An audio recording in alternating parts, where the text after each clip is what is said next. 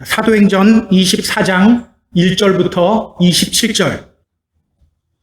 오늘 우리가 함께 읽을 부분은요, 22절부터 27절까지 말씀 한 목소리로 읽도록 하겠습니다. 같이 읽습니다. 벨릭스가 이 도에 관한 것을 더 자세히 아는 고로 연기하여 이르되 천부장 루시아가 내려오거든 너의 일을 처결하리라 하고 백부장에게 명하사 바울을 지키되 자유를 주고 그의 친구들이 그를 돌보아 주는 것을 금하지 말라 하니라.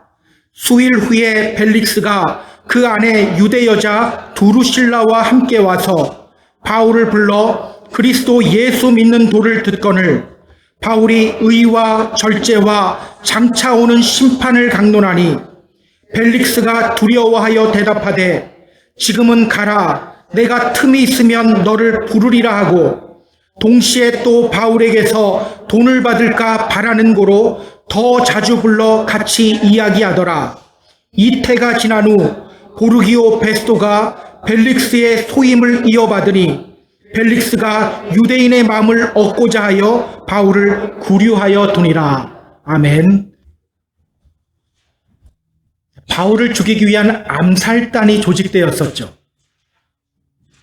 그들은 자기 목숨 걸고 바울을 죽이려고 했습니다. 그런데 그들의 계획은요, 실패로 돌아갔어요.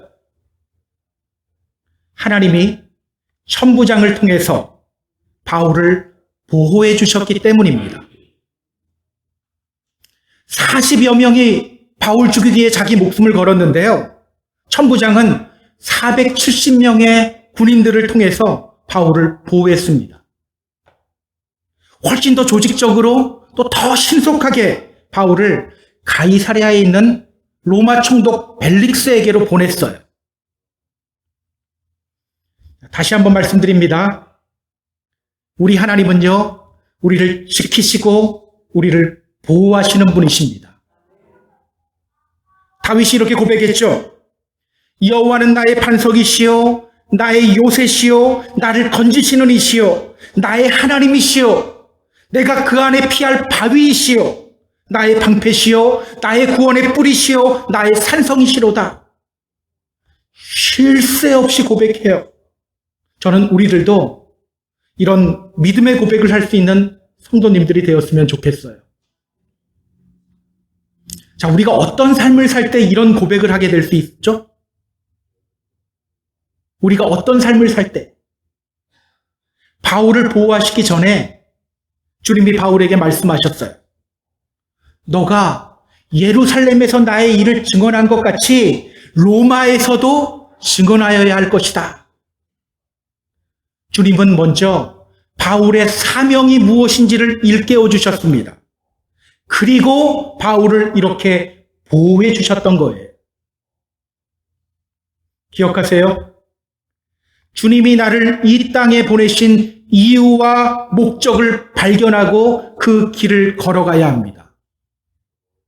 주님이 나를 우리 가정에 보내신 이유와 목적을 발견하고 그 길을 걸어가야 돼요. 주님이 나를 이곳 교회로 보내신 이유와 목적을 발견하고 그 길을 걸어가야 합니다. 그때 우리도 하나님의 일하심과 또 도우심을 경험할 수 있게 됩니다. 우리 역시 다윗처럼 고백하게 될 거예요.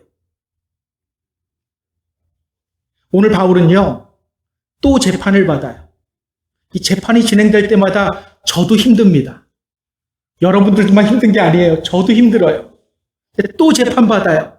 근데 오늘 재판으로 끝나지 않고요, 다음에 또 재판받아요. 먼저는 사내들인에서 재판을 받았죠. 이번에는 총독 벨릭스 앞에서 재판을 받습니다. 자, 오늘 본문을 통해서 성경이 우리에게 전하는 메시지는 과연 무엇일까요? 본문을 보면서 우리 함께 확인해 보도록 하겠습니다. 자, 본문으로 들어갈게요. 1절 보시기 바랍니다. 자, 1절 같이 읽습니다. 닷새 후에 대제사장 아나니아가 어떤 장로들과 한 변호사 더둘로와 함께 내려와서 총독 앞에서 바울을 고발하니라. 자, 바울이 로마 군인들의 보호를 받으며 가이사랴로 호송된 지 5일이 지났어요. 그때 대제사장 아나니아가 어떤 장로들과 함께 가이사랴로 옵니다. 그러니까 사내들인 멤버 중에 대표자 몇 명이 가이사랴로 온 거예요. 그들만 오지 않았죠? 그들은요, 더둘로라는 변호사를 데리고 왔어요. 그리고 그 더둘로라는 변호사를 앞세워서 바울을 고발합니다. 여러분, 이 유대 종교 지도자들의 모습이 어떻게 보입니까? 어떻게 보이세요?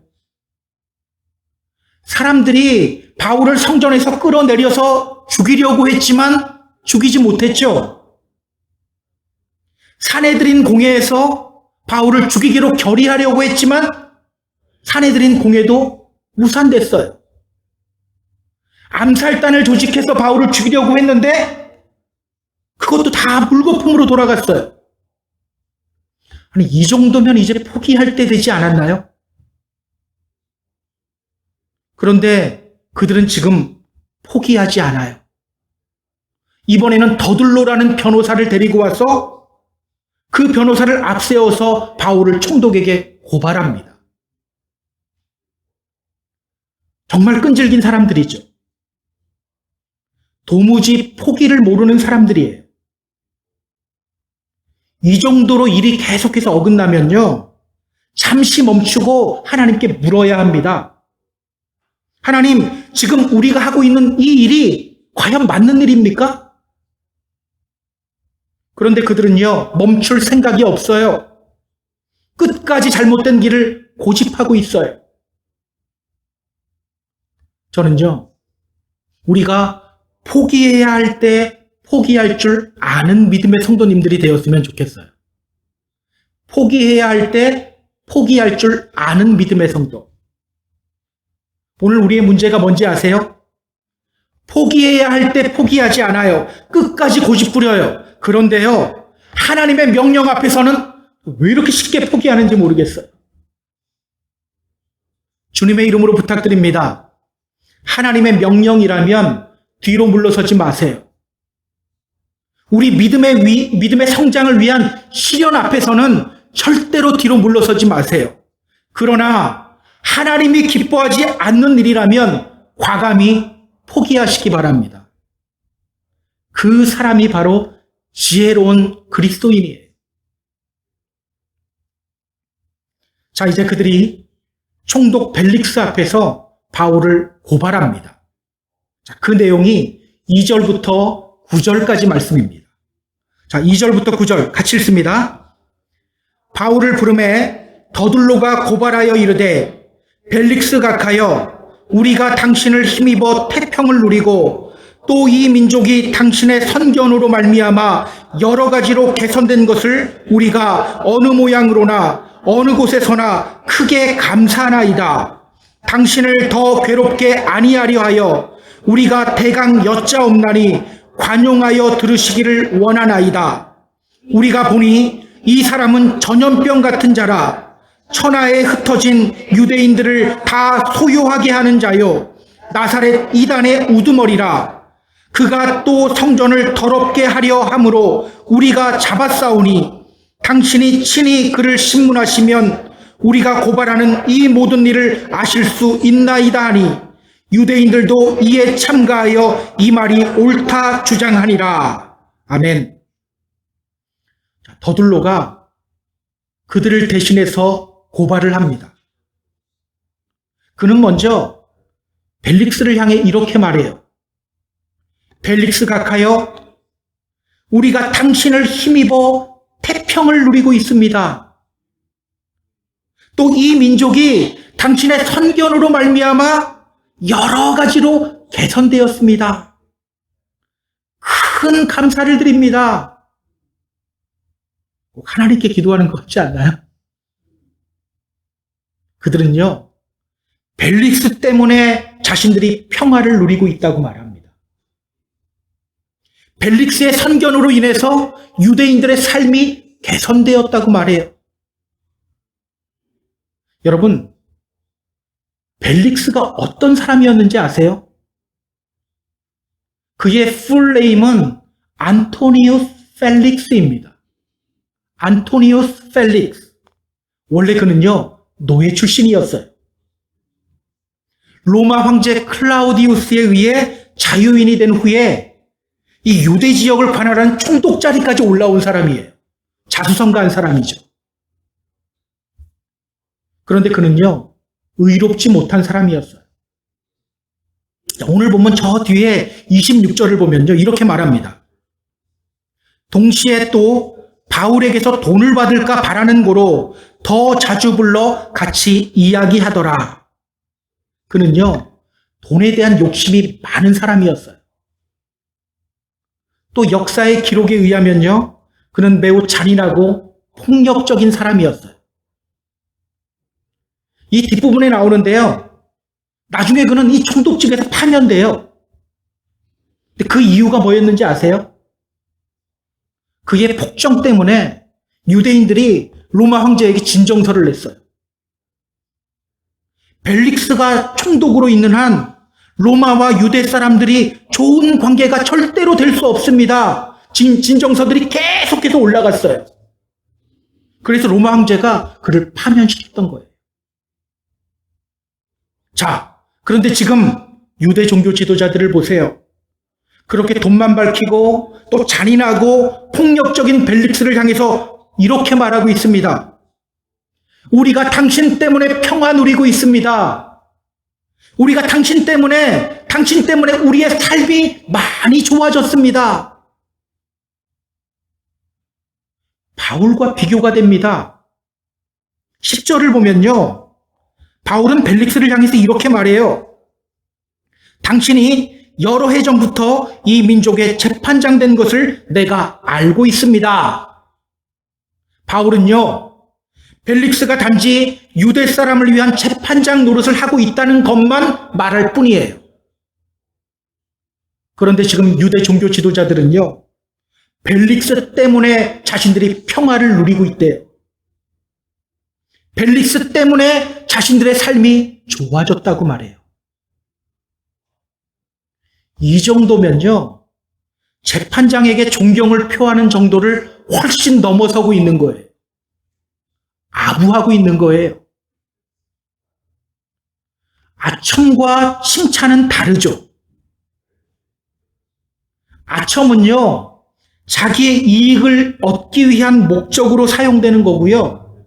칭찬은요, 순수한 의도로 다른 사람을 축복하거나 그 사람의 능력이나 성과를 인정하기 위한 목적으로 사용되는 거예요. 그래서 이 아첨하는 사람들에게 나타나는 특징이 있어요. 상대방을 지나치게 과장합니다. 지금 그들이 하는 말을 보세요. 우리가 당신 때문에 평화를 누리고 있습니다. 여러분, 이스라엘에게 평화 주시는 분이 누굽니까? 시편 4편 8절. 내가 평안히 눕고 자기도 아리니 나를 안전히 거하게 하시는 이는 오직 여호와이시니다. 이스라엘에게 평화 주시는 분은요, 하나님이십니다. 그런데 그들은 벨릭스 때문에 자신들이 평화를 누리고 있다고 말해요. 하나님과 벨릭스를 지금 같은 선상에 놓고 있어요. 재판장에게 존경 표하는 정도가 아니죠. 지금 그들은요, 벨릭스에게 아첨하고 있는 거예요. 어떤 목적을 위해서, 그 목적을 이루기 위해서 벨릭스에게 지금 아첨하고 있어요. 여러분, 우리 하나님은 이렇게 아첨하는 것에 대해서 뭐라고 말씀하실까요? 우리 하나님은 당신의 자녀들이 아첨하는 것에 대해서 뭐라고 말씀하실까? 시편 12편 3절을 보면요, 이렇게 말합니다. 여호와께서 모든 아첨하는 입술과 자랑하는 혀를 끊으실 것이다. 우리 하나님은요, 당신의 백성들이 아첨하는 것 기뻐하지 않으세요. 하나님의 자녀인 우리가 하나님을 온전히 의지하지 않고 세상에서 사람들에게 뭐 얻어먹을 것 없나 아첨하는 것, 이거 하나님이 별로 기뻐하지 않으세요. 여러분, 지금 그들은 왜 이렇게 아첨하는 사람이 되었을까요? 분명 그들은 하나님을 믿는 사람들이에요. 근데 왜 이렇게 세상 권력 앞에서 아첨하는 사람이 되었을까? 왜? 시편 12편을 보면요, 아첨하는 입술과 반대되는 두 가지 표현이 나옵니다. 경건한 자, 충실한 자라는 표현이에요.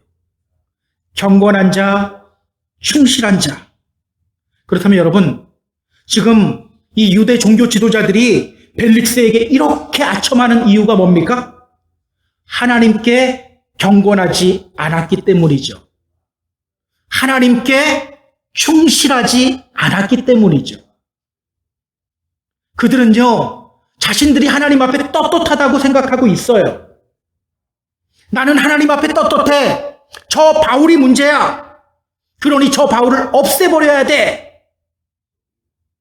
그런데요, 그들 안에 있는 양심은 알고 있는 거예요. 자신들이 얼마나 하나님과 멀어져 있는지를 알고 있는 거예요.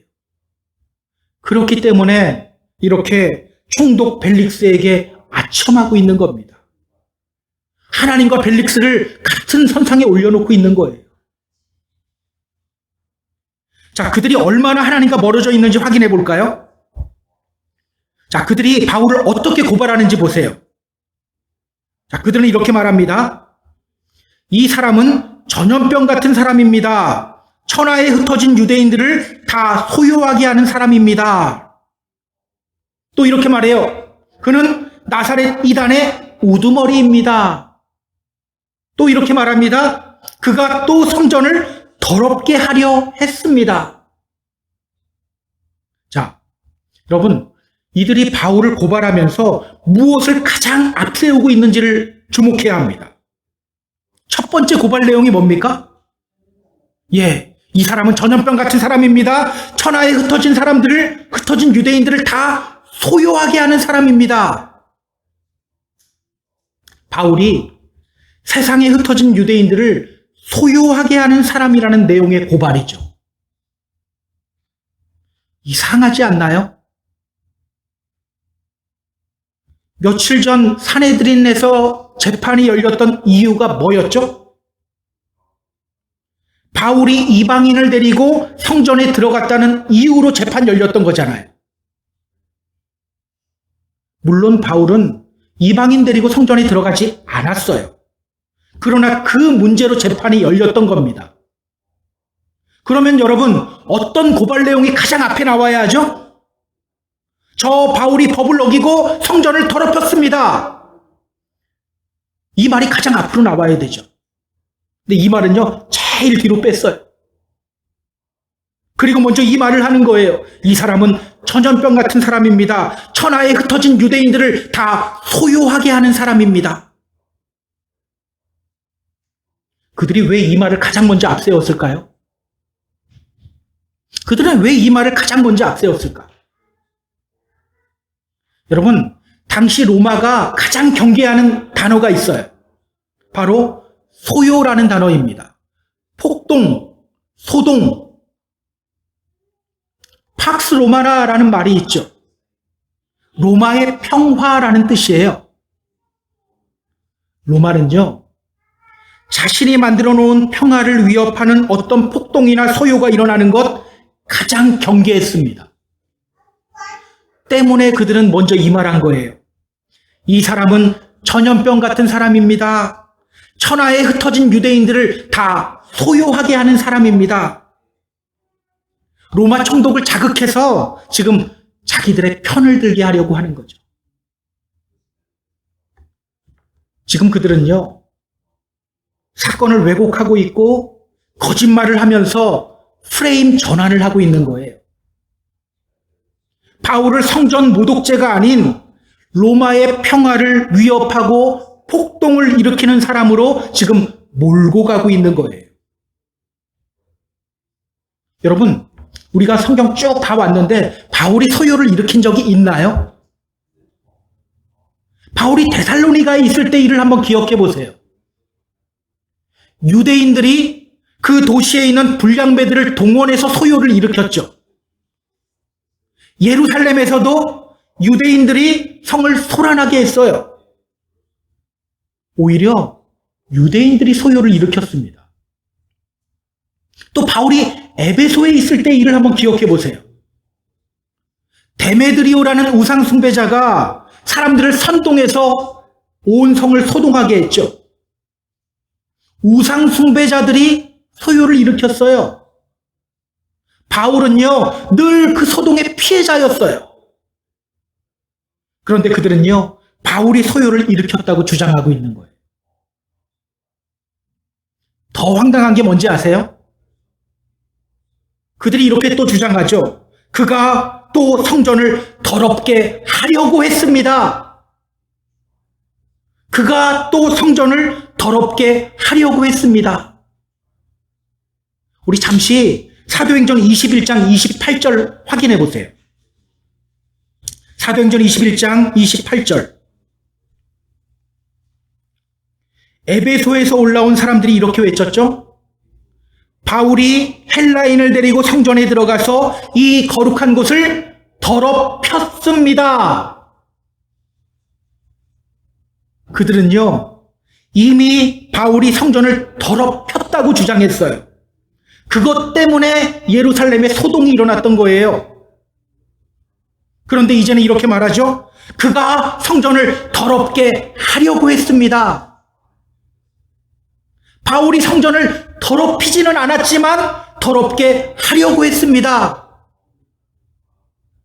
그러니까 그들은요, 바울이 이방인 데리고 성전에 들어가지 않았다는 것 알고 있는 거죠. 조금만 조사하면 다 나오잖아요.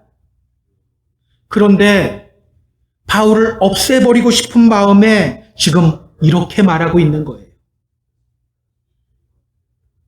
그렇게 거짓말을 하면서도 그들은 이렇게 말하죠. 당신이 그를 신문하시면 우리가 고발하는 이 모든 일이 사실이 아니라는 것을 알 수 있을 겁니다. 너무나도 뻔뻔하지 않나요? 정말 뻔뻔하게 거짓말을 해요. 이러한 현상을 공상허언증이라고 합니다. 이 증상은요, 자신이 만들어 놓은 거짓말을 그대로 믿는 현상이에요. 단순히 허풍이나 과장이 심한 정도 이게 아니에요. 어떤 목적을 가지고 사실을 왜곡하고 나중에는 그것을 스스로 진실이라고 믿으면서 거짓말하면서도 전혀 죄책감을 느끼지 못하는 현상이에요. 여러분, 지금 이렇게 하고 있는 사람들이 그냥 일반 사람들이 아니에요. 유대 종교 지도자들이에요. 하나님의 이름으로 말하고 하나님의 이름으로 행동하는 사람들이에요. 너무나도 안타깝지 않습니까? 기억하세요. 하나님 앞에 경건하지 못하면, 하나님 앞에 충실하지 못하면 우리 역시 이 길 가게 됩니다. 다시 한번 말씀드립니다. 하나님 앞에 경건하지 못하고 하나님 앞에 충실하지 못하면 우리 역시 이렇게 변하게 돼요. 하나님을 믿는다고 하고 하나님의 이름으로 말하고 행동하지만 실제로는 세상에 사람의 아첨하는 사람이 되어버려요. 뻔뻔하게 거짓말도 하게 됩니다. 자기가 거짓말하고 그것이 거짓이 아니라고 스스로 믿게 되는 현상까지도 나타나는 거예요. 여러분, 사실 이런 현상들이 우리 주위에 많이 일어나고 있죠.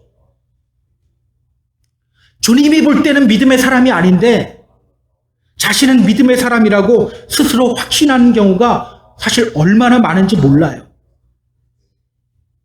저는 우리가 하나님 앞에서 경건하게 살아가는 믿음의 성도님들이 되었으면 좋겠어요.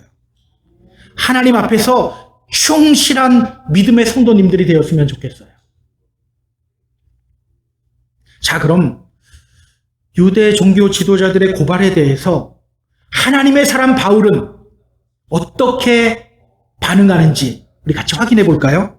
10절부터 13절까지 말씀 보세요. 자, 10절부터 13절 같이 읽습니다.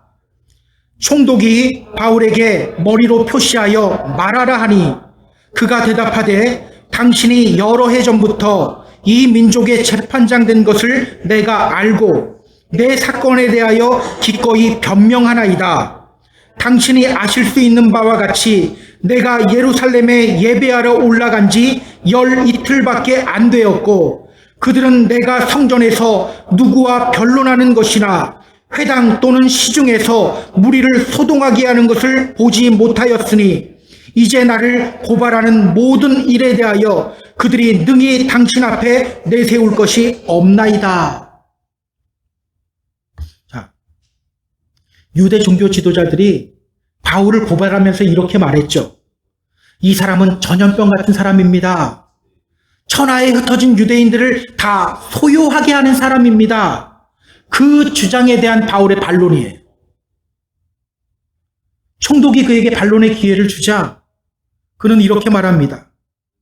당신이 아실 수 있는 바와 같이 제가 예루살렘에 예배하기 위해 올라간 지는 12일밖에 되지 않았습니다. 저 사람들은 제가 성전에서 사람들과 변론하거나 사람들을 소동하게 하는 것을 보지 못했습니다. 바울은요, 아주 침착하게 자신은 예루살렘에서 소동을 일으키지 않았다고 말합니다. 자신을 고발하는 사람들에게 어떤 증인이나 증거도 없음을 담담하게 말해줘요. 자, 그럼 우리 14절, 15절, 16절 보세요.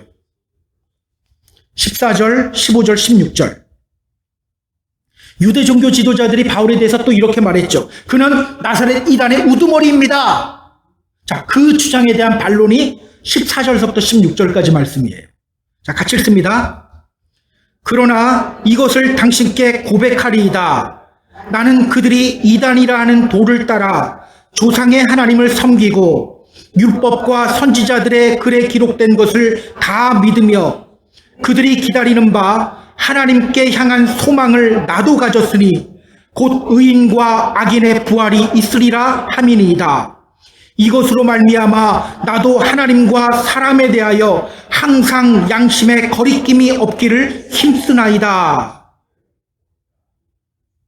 바울은 이렇게 말해요. 나는 그들이 이단이라고 하는 그 도를 따라 조상의 하나님을 섬기고 율법과 선지자들의 글에 기록된 것을 다 믿는 사람입니다. 그들과 같이 하나님을 향한 소망을 가진 사람입니다. 저는 하나님과 사람에 대하여 항상 양심에 거리낌이 없기를 힘썼습니다. 나사렛 이단의 우두머리라는 그 고발에 대해서는요, 그는 오히려 담담히 자신의 믿음을 고백해요. 자기 믿음을 고백해요. 자, 그럼 우리 17절서부터 21절. 이 부분은요, 유대 종교 지도자들이 또 이렇게 주장했죠. 그가 또 성전을 더럽게 하려고 했습니다. 그 주장에 대한 바울의 반론입니다. 자, 17절서부터 21절 같이 읽습니다. 여러 해 만에 내가 내 민족을 구제할 것과 재물을 가지고 와서 드리는 중에 내가 결례를 행하였고 모임도 없고 소동도 없이 성전에 있는 것을 그들이 보았나이다. 그러나 아시아로부터 온 어떤 유대인들이 있었으니 그들이 만일 나를 반대할 사건이 있으면 마땅히 당신 앞에 와서 고발하였을 것이요. 그렇지 않으면 이 사람들이 내가 공회 앞에 섰을 때 무슨 옳지 않은 것을 보았는가 말하라 하소서. 오직 내가 그들 가운데 서서 외치기를 내가 죽은 자의 부활에 대하여 오늘 너희 앞에 신문을 받는다고 한 이 한 소리만 있을 따름이니이다 하니. 바울은요, 자신이 사람들을 구제할 재물을 가지고 예루살렘으로 왔다고 말합니다. 그리고 자신은 성전에서 정결 의식을 행했다고 말해요. 그런데 아시아에서 온 유대인들이 자신이 이방인 데리고 성전에 들어왔다고 주장하면서 사람들을 선동했다고 말합니다. 하나하나 지금 다 말하고 있어요. 그리고 그가 사내들인 공회에서 재판을 받았을 때의 일도 지금 자세하게 말하고 있어요. 여러분, 이렇게 반론하는 바울의 모습이 어떻게 보입니까? 어떻게 보이세요? 보통 상대방이 나를 거짓말로 모함을 하면 손이 떨리기 시작해요. 목소리도 떨리기 시작해요. 아무 사람과도 만나기 싫어지고요. 밤에 잠도 잘 안 와요. 막 자다가 벌떡벌떡 일어나요. 불에서. 아무것도 하기 싫어져요. 여러분, 바울의 모습이 그렇게 보이나요? 아니죠. 지금 바울은요, 너무나도 침착합니다. 너무나도 침착하고 담담하게 자신을 변호하고요, 또 자신의 믿음에 대해서도 이야기를 해요. 그가 어떻게 이럴 수 있었을까요? 우리는 손이 떨리는데, 목소리가 떨리는데, 자다가도 벌떡벌떡 일어나는데, 그는 어떻게 이렇게 침착하고 담담하게 자신을 변론할 수 있었을까요? 성령님이 함께했기 때문이에요. 16절 이유가 나오죠. 바울이 이렇게 말했죠. 이것으로 말미암아 나도 하나님과 사람에 대하여 항상 양심에 거리낌이 없기를 힘쓰나이다. 바울은요, 하나님과 사람에 대해서 양심에 거리낌 없는 삶을 살기 위해 힘쓴 사람이었어요. 양심에 거리낌 없이 살아간다. 이 말이 무슨 뜻이었죠? 우리가 앞에서 확인했습니다. 양심에 거리낌 없이 살아간다는 것은요, 성령을 따라 살아간다는 그런 의미였어요. 그 이유가 기억나지 않는 분들은요, 여기서 설명을 해줄 수가 없어요. 사도행전 23장 1절서부터 11절까지의 설교가 유튜브에 있어요.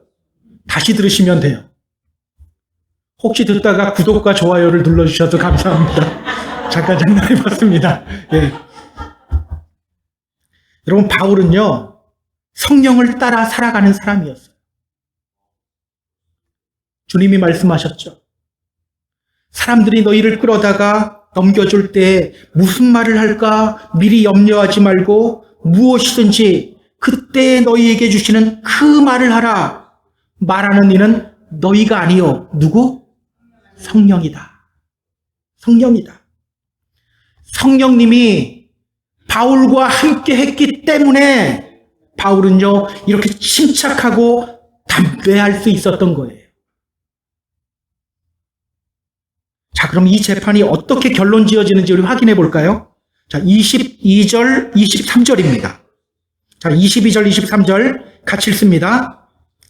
벨릭스가 이 도에 관한 것을 더 자세히 아는 고로 연기하여 이르되 천부장 루시아가 내려오거든 너희를 처결하리라 하고 백부장에게 명하여 바울을 지키되 자유를 주고 그의 친구들이 그를 돌보아 주는 것을 금하지 말라 하니라. 아멘. 벨릭스가 오늘 어떤 판결을 내리죠? 그가 이렇게 말합니다. 천부장 루시아가 내려오거든 이 일을 판결하겠다. 그리고 백부장에게 명령해요. 바울을 지키되 자유를 주어라. 그의 친구들이 그를 돌봐주는 것 금하지 말아라. 그는요, 판결을 보류합니다. 저쪽은 국제법까지 유능한 변호사를 데리고 왔는데요. 바울은 혼자 변론했는데요. 지금 판결을 보류해버려요. 여러분, 그가 이렇게 판결을 보류한 이유가 뭐라고 성경이 말하죠? 자, 성경은 이렇게 말합니다. 벨릭스가 이 도에 관한 것을 더 자세히 아는 고로 연기했다. 그가 예수 그리스도에 대해서 자세히 알고 있었기 때문에 재판에 대한 판결을 일단 보류했다고 말해요. 그러니까 벨릭스는요, 이미 예수에 대해서 들었던 거예요. 그리고 바울이 침착하고 담담하게 말하는 것을 들으면서 복음에 대해서 좀 더 듣고 싶다, 이 마음이 생긴 거예요. 때문에 그는 유대 종교 지도자들의 손을 들어주지 않고 판결을 보류했던 겁니다. 과연 그는 복음을 받아들이게 될까요? 과연 그는 복음을 받아들일까요? 자, 우리 24절부터 27절까지 말씀. 24절부터 27절 같이 읽습니다. 수일 후에 벨릭스가 그 아내 유대 여자 두루실라와 함께 와서 바울을 불러 그리스도 예수 믿는 도를 듣거늘 바울이 의와 절제와 장차 오는 심판을 강론하니 벨릭스가 두려워하여 대답하되 지금은 가라, 내가 틈이 있으면 너를 부르리라 하고, 동시에 또 바울에게서 돈을 받을까 바라는 고로 더 자주 불러 같이 이야기하더라. 이태가 지난 후 보르기오 베스토가 벨릭스의 소임을 이어받으니 벨릭스가 유대인의 마음을 얻고자 하여 바울을 구류하여 두니라. 재판이 끝나고 며칠이 지난 후에 벨릭스는요, 그의 아내 두루실라와 함께 바울을 불러서 복음에 대해서 들어요. 자, 그런데요, 바울이 그에게 어떤 메시지를 선포하는지 보세요. 바울이 벨릭스와 그의 아내 두루실라에게 어떤 메시지를 선포했죠? 바울이 의와 절제와 장차 오는 심판을 강론하니, 바울은요, 의와 절제와 장차 올 심판에 대해서 선언해요. 의와 절제와 심판. 왜 바울은 벨릭스에게 의와 절제와 심판에 대해서 선포했을까요? 지금 벨릭스 옆에 누가 있죠? 그의 아내 드루실라가 있죠. 성경은 그녀에 대해서 이렇게 소개합니다. 유대 여자 드루실라. 사실 드루실라는요, 벨릭스의 세 번째 아내입니다. 그녀는 헤롯 왕의 막내딸이에요. 원래는요, 그녀에게도 이 벨릭스가 세 번째 남편이긴 하거든요. 원래는 수리아에 있는 작은 왕국의 왕과 결혼했었어요. 그런데 그녀의 미모가 굉장히 뛰어났던 것 같아요. 그녀의 미모에 반한 벨릭스가 그녀를 설득했고요. 그녀는 남편 버리고 벨릭스에게로 가서 그의 아내가 된 거예요. 그냥 버리고 간 거예요. 때문에 바울은 그들에게 의와 절제와 심판에 대해서 선포했던 거예요. 바울도 대단하지 않습니까? 벨릭스의 눈치를 전혀 보지 않아요. 이 정도면 좀 벨릭스 눈치 보면서 좀 듣기 좋은 말 좀 해주지. 그런데 바울은요, 그냥 그에게 필요한 말씀을 전해버려요.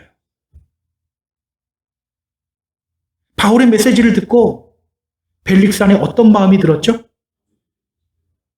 성경이 이렇게 말하죠. 벨릭스가 두려워하여.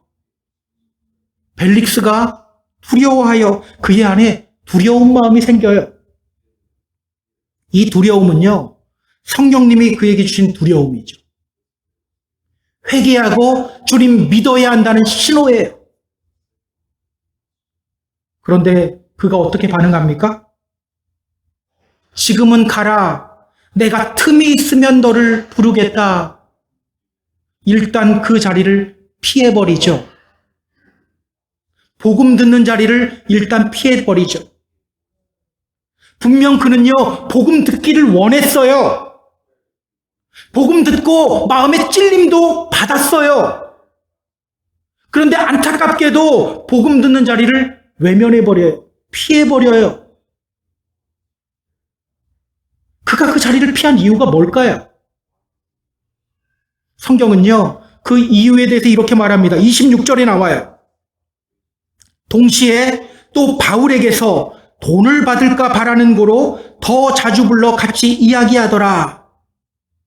그러니까 그의 안에는요, 복음 듣고 싶어 하는 마음도 있었는데 또 동시에 돈을 탐내는 마음도 함께 있었던 거예요. 저 이 부분을 읽을 때 이런 생각이 들더라고요. 와, 벨릭스 너도 참 대단하다. 17절 앞에 보면 17절 잠깐만 다시 보세요. 바울이 이렇게 말했죠. 여러 해 만에 내가 내 민족을 구제할 것과 재물을 가지고 와서 예루살렘에 왔습니다. 벨릭스는요, 그 말을 귀신같이 캐치한 거예요. 지금 저 바울에게 돈이 있구나. 벨릭스가 바울이 돈이 있는 거 어떻게 알았을까? 이 말 듣고 안 거예요. 이 말 듣고 저 바울이 돈이 있구나 생각하고 바울로부터 그 돈 받으려고 하고 있는 거예요. 원래 자기가 관심 있는 건 더 잘 듣게 되거든요. 또 성경은 이렇게 말합니다. 27절. 벨릭스가 유대인의 마음을 얻고자 하여 바울을 구류하여 두니라. 분명 그의 안에는요, 복음 듣고 싶어 하는 마음이 있었어요. 그런데 동시에 사람들로부터 인기를 얻고 싶은 마음도 함께 공존했던 거죠. 때문에 그는 복음 듣는 자리를 피하게 된 거예요. 분명 복음 듣고 싶은 마음이 있었지만, 복음 듣고 마음의 찔림도 받았지만 외면해버린 거예요. 돈과 인기 때문에. 여러분, 오늘 본문을 통해서 성경이 우리에게 전하는 메시지가 뭐라고 생각하십니까? 오늘 성경은요, 세 부류의 사람들을 우리에게 소개하고 있어요. 첫째, 유대 종교 지도자들과 같은 부류의 사람이에요. 하나님을 믿는다고 하지만 끊임없이 세상 권력에 아첨해요. 그러다 보니까 자꾸 사람에게 아첨해요. 그러면서도 자신은 믿음의 사람이라고 거짓말해요. 그리고 그 거짓말을 사실로 믿어버려요. 자신이 정말 믿는 사람이라고 착각합니다. 잘못된 길을 가면서도 절대로 포기하지 않아요. 그런데 또 하나님의 명령 앞에서는 쉽게 포기해요. 둘째, 바울과 같은 사람이에요. 늘 성령님의 음성을 들으며 성령님을 따라 살아갑니다. 자기 기분대로 살아가지 않아요. 성령을 따라 살아가며 성령님의 음성에 굴복하는 삶을 살아갑니다. 셋째, 벨릭스 같은 사람이에요. 예수 그리스도 믿고 싶어요. 때로는 말씀 들으면서 뜨거운 감정도 생겨요. 그러나 늘 돈 문제 때문에, 사람 문제 때문에 믿음의 자리로 온전히 나오지를 못해요. 여러분은 어떤 사람입니까? 아니, 어떤 사람이 되길 원하십니까? 어떤 사람이 되길 원하십니까? 저는요, 바울 같은 사람이 되고 싶어요. 여러분도 바울 같은 사람이 되기를 바랍니다. 말씀을 정리할게요. 사랑하는 펜사콜라 한인교회 성도 여러분, 저는 우리가 늘 성령님의 음성을 들으며 살아가는 믿음의 성도님들이 되었으면 좋겠어요. 주님 말씀 앞에서는 끝까지 달려나아가고 잘못된 일에 대해서는 빨리 포기하는 믿음의 성도가 되시기 바랍니다. 성령님을 통해 지혜롭고 담대하게 살아가는 저와 여러분이 되었으면 좋겠어요. 돈과 인기를 쫓기보다는 주님을 쫓는 믿음의 성도님들이 되었으면 좋겠어요. 그렇게 믿음의 승리를 이루고 또 주님의 기쁨이 되는 저와 여러분이 되기를 주님의 이름으로 축복합니다. 축복합니다.